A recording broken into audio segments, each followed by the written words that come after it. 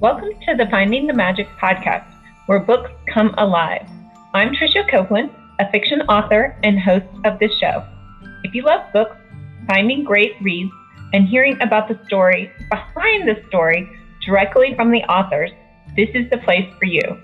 Whether you like fantasy, science fiction, dystopian, or romance titles, I think you'll find something to love in my playlist. Listen in to discover something magical about a book or two today. Welcome, Jake. Hi, thank you for having me.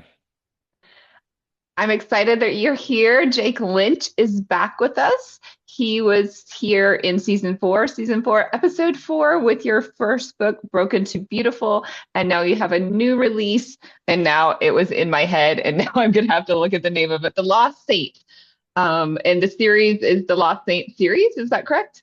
The full title is Chronicles of the Lost Saint, and like the first book is called The Lost Saint, so it comes and goes. Very exciting. Congratulations. Thank you. Thank you very much. It's a lot of Yeah, and work. I can imagine. It looks like, okay, I read a little bit, but why don't you jump in and tell us what the new book is about? Yeah, I can give you the premise for it. So the premise is like it's like 200 years in the future from now, and the world undergoes a series of wars called the Great Wars, and the result of those wars ends up in nuclear fallout, classic fear, you know, nuclear fallout story. And so the event is deemed the fall, kind of like the fall of civilization. And so essentially what happens is a lot of the major world powers at the time vanish from the face of the earth.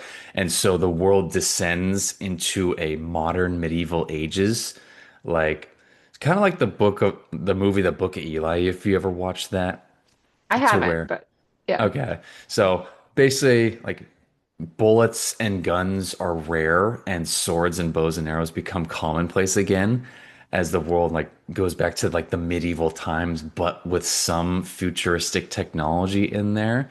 So it's a blend of post-apocalyptic with some sci-fi, but overall it stays grounded. And so the story follows a lone character named Marcus, who is a soldier who has lost everything. Like he has lost his family, all of his friends, he's lost his country, and he has to roam the world in a world that's gone crazy, basically, and has to figure out what his purpose in life is again. Interesting. Yeah, I feel like, do they have computer technology and electricity, or are they completely in the dark now? Let's go with completely in the dark, kind of like it's more of like a mixture of like 20th century technology or like 21st century technology with like 19th century times as well. So it's like, oh, you have towns and villages of like a European style with castles and everything, but there are also guns and weaponry and trucks at the same time. So it's sort of a blend, and I like to leave that up to the reader's imagination. Right. How did you come up with the idea for the story? I was finishing my first book, Broken to Beautiful, and I had finished it, and I'm like, well, I learned how to write a book, and I had this idea of like, oh, what if I wrote a story about like a warrior character, and I'm like, no, let's just write one for fun, just to see how it goes. And short time after I wrote my first book, I just put this down, and I'm like, oh, that was surprisingly easy. So I just took a stab at it. I'm like, I've never written an action novel. Let's try it. Fun. And did you do, I mean, I think you do jujitsu, right? So you know a little bit about fighting and that sort of thing. A little bit. That like I had to stop jiu-jitsu a couple years ago, but I Uh, did do it. Like martial arts is a lot of fun though. I highly recommend it. But yeah, like I like to tap into like the inner boy inside me and be like, all right, let's write an action story and like see what happens. yeah, because it was a little bit of a genre hop there from contemporary, I Yes. guess. How would you characterize Broken to Beautiful? Contemporary inspirational type? Kind of like contemporary coming of age. Okay. I would say like coming of age and like religious spiritual stuff. It's like spiritual slice of life. We can just go with that. Right, because you were inspired to write that in college, is that correct? Yeah. Yeah. I was in college at the time and got the impression to write a book and I prayed and asked God, God, do you want me to write a book? And I flip open my Bible and the first thing I read was write these words down, write it in a book. And I'm like, okay. That's a pretty clear sign. Yeah. We couldn't get more clear than that, but it's been an amazing journey since then. Fine. And so Chronicles of the Lost Saint, what do you have planned for Marcus yet? Is there another book coming? There is another book coming. I'm trying to release that next book sometime next year, if possible. There's been some production delays with everything, but I'm hoping to launch it sometime next year. And to answer a possible further question, like this will be a series of books, so it's not just going to be one book or two books. I'm planning on making this a 7 to 9 book series, actually. Wow. So do you know where it ends yet, or it's just to be figured out? I do know where it ends. I've had a lot of time to plan this out, and once you start thinking about it, you don't stop. And now I know the ending, but at first I didn't know the ending. Just took a Right. while. Yeah. So Marcus, he's kind of on this quest all by himself to figure out where he belongs. Is it Yeah. written in first person, third person? What perspective do we get? Get third person perspective. You kind of like get both the inside and outside of the character with what I do. I like to include a lot of inner dialogue, like thought dialogue from the characters, but it is written from a third person perspective. Okay, so like close third person, I think is how people Yeah. describe that. Yeah, something like that. And do we get a lot of other major characters in the book that we meet? I'd say yes and no, but like none of them are as major as Marcus. So it's kind of like you get a lot of side characters in this first story. My other stories that I plan to write will have more major characters in them. But for just this first book, it's mostly about Marcus.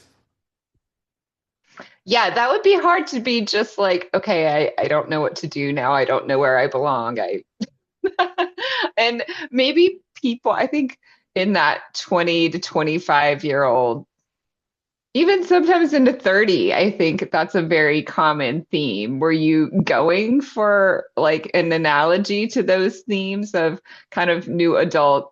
I mean, you're already coming of age and you have some wits about you, but you're still figuring it all out. Yeah, that was the intention with writing this story is I wanted to write a story that emphasized discovering purpose after an abrupt change in li one's life. So I like to take on the concept of soldiers coming home from war, trying to like readjust back to civilian society and figure out what they're like. I had all these skills and now I have to learn something completely new and I don't know where I belong around here. So I play on that concept a lot through this story and even the next story as well. And yeah, I use that message to teach that through the story. Interesting. And have you had something like that in your life that you've been like, oh, wow, I don't know what to do now? I mean, who anyone in their 20s and like you said, sometimes 30s is asking those very questions. And am I going through some of those things? Yes, I am. But we're all working hard to become the best we can be.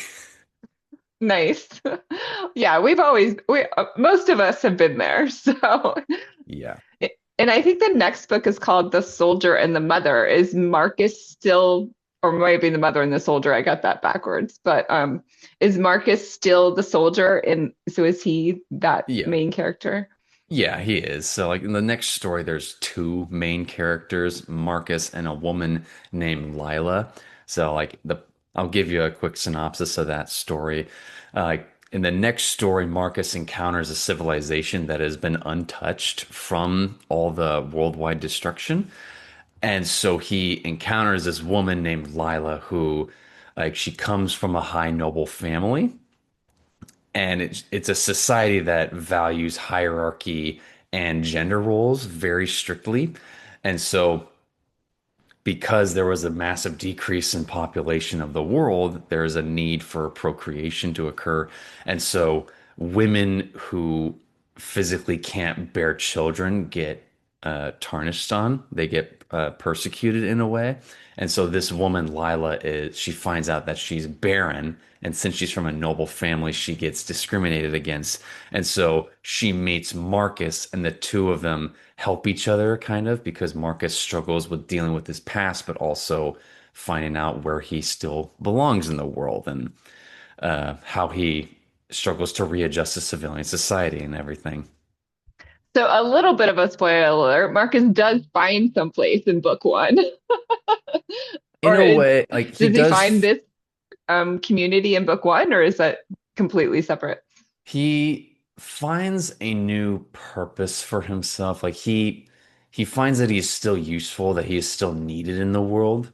So a lot, obviously, a lot of stuff happens in the first book, but he realizes that he's still needed. He's still wanted in ways that he doesn't fully realize at the beginning of the story, but he learns that he's more than just one thing. He's more than just a soldier, etc. So, yeah. Yeah, it was interesting. This idea of purpose is coming up because I was just talking to a friend this week and she was like, "Oh, I was reading this really good book and it was talking about happiness and like we can be content and happy, but really you don't." Well, and that person's or that author's take on happiness was really in order to be like completely fulfilled and happy that you have to have or feel like you actually are serving some purpose Hmm. for some other entity, whether it's another person or organization or even just caring for your dog, maybe. I don't know. So that was Yeah. an interesting concept that you brought that up again. So it's twice in this week, so it must mean something for me. Yeah, maybe. And I play on that even more because like Marcus's character, he's a very pious religious individual. So he believes in serving for a higher calling, serving a greater purpose than his own. And so that struggle gets amplified a lot when he lives in a world where, everything is ambiguous. There's like no one knows what tomorrow will bring, essentially. Yeah, a little bit how we've been feeling the past 5 years, right? Oh my gosh. It's been getting stronger the past few years, I'll tell you that. Well, 2020, like it's like, Ever since. okay, and now it's 95 degrees. I'm like, what's going on? In At least March. here, I don't know. In March, yes, our flowers are blooming that usually bloom in May. So who Oh, knows what's going to happen tomorrow? yeah. But like in the end, I know that everything will be all right. So that's part of the message of this story. Oh, that's good too, because Marcus can teach us that as well. Yeah, in a way. Yeah. And how long did it take you to write this book? I wrote it in different stages, but writing this book was a lot shorter than my first book. So like my first book, Broken to Beautiful, it took me 5 years to write it and publish it.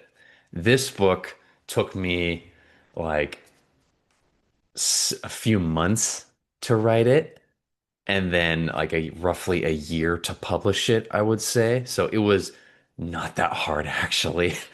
And I Yeah, once also you do it wrote one it. time, right? Yeah, I'm like, well, I know what to do now, so let's just see how it goes. And I also just wrote it kind of for fun. I'm like, there's no expectations, there's no stress with this. Like, let's just write it and see what happens. And yeah, and then it came out, and I'm like, oh, well, that was actually really fun. Awesome. That's what you should be doing, having fun. And do you have like the world fully fleshed out? I know what happened with my series is that so some authors will like write the whole series before they publish any of them because they're worried that something's going to happen in another book that they need some other detail in the first book. And it happened in my series. I was like, oh, I can't kill the bad guy the way I wanted to kill the bad guy because of the rules of the world, right? So have you worried about that at all, or you're just like, oh, it'll fix itself when it comes? Um, well, I have done a good amount of planning for it, I would say, especially like since I've had a lot of time to think about it, it does help me to plan ahead more. So I do have a general layout of what will happen. And yeah, and it does help to plan it out so that I know where to go and what to do because I do put some like landmark points in there that anchor the story in certain areas of like, oh, we're in this place in this part of the world. So like there's a lot of accountability that I have to be careful about. So that's a lesson that I'm learning as a writer, that accountability is tough when you put too much detail in there.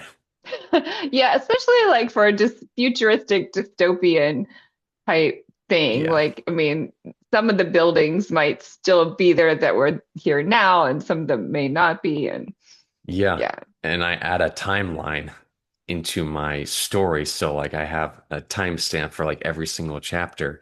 And that puts on a little extra work there because I have to be accountable of like, all right, what time of the day is this happening? And what time is the next scene happening? I have to make sure that the times don't accidentally intersect.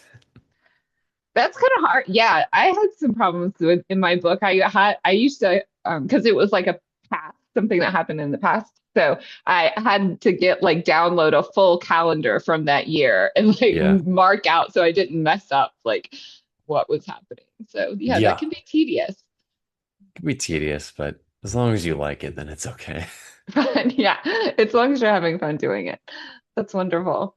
Yeah. Well, and so how has marketing been? Have you felt like you're happy with like being an author and all the author stuff? I'd say for me, that's a mixed question right now. Or I have a mixed answer right now. Like, obviously, like, since I'm self-published, there's a lot more work involved in trying to market it yourself, which, let's be honest, that's a full-time job in of itself. So, and I'm also at a stage of life where I'm kind of having to slow down and focus on other priorities in life right now. I'm still writing, but I'm not able to market as much right now. So, I'd say for this current season, I'm not marketing it very much for my stories, but in the years to come, I will be focusing more on that.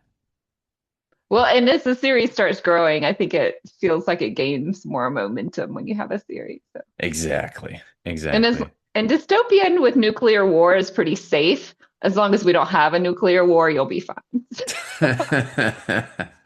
Yes, we have all. Yes. Well, it's because I was said that because in 2018 I published a, world pandemic book and then 2020 happened and I was releasing the second book literally in April of 2020 and I was like nobody wants to read this now. Ooh, the timing. I'm sorry. I know. So yeah, it happened. Wow, that's just funny. Sorry. No. It was eerily predictive. I'm not sure if I'm becoming like a seer or something like that. We'll see. But No one knows what the future like holds, so we can try and poke fun at it and guess what's gonna happen. well, fun. Well, Jake, tell us where we can find you and your books. Yes, so you can find me at my website, authorjakelynch.com. That's Lynch as in Lynch. And you can find me on Instagram at author Jake Lynch. So similar places there. Those are the main places you can find me. My books are on Amazon, and you can also find them on Barnes and Noble, and they're also on Audible too. So you can listen to them. They're audiobooks as well. And I know that this book, The Lost Saint, I was able to get it on Spotify as well, so you can listen to it there. Oh, fine. Yeah, I love audiobooks, so I will be downloading that one for my car commutes. Super fun, yeah. Like you'll get through it kind of fast. I add like an accent to a lot of the characters in this story, so hopefully you can have some fun with that. And did you do the narration yourself? I did not. I Oh, hired a okay. very great narrator. His name is Rick Cheddar. That's Rickchetter. And he's just got a very dark, like deep voice, and like he captures the character perfectly. So he does a great job with it. Oh, fun. Yeah. Audiobooks are so fun because, yeah, when you get that right voice for your character, it's just an amazing feeling for an It's author. great. Yeah. And to see people bring your character to life, it feels amazing. It's awesome. Awesome. Well, I hope you'll come back next year when you write The Soldier and the Mother or The Mother and the Soldier. The soldier and the mother. Yeah. The Soldier and the Mother of The Chronicles of the Lost Saints with Jake Lynch. And we will see you next year. Thank you. I look forward to it. Thanks. Bye. Bye. I hope you enjoyed this episode of the Finding the Magic podcast. I'm your host, author and podcaster Tricia Copeland, and I love getting behind the scenes. If you like the podcast, make sure to subscribe and stop in each week to discover new authors and books. Thanks for listening, and until next time, keep finding the magic.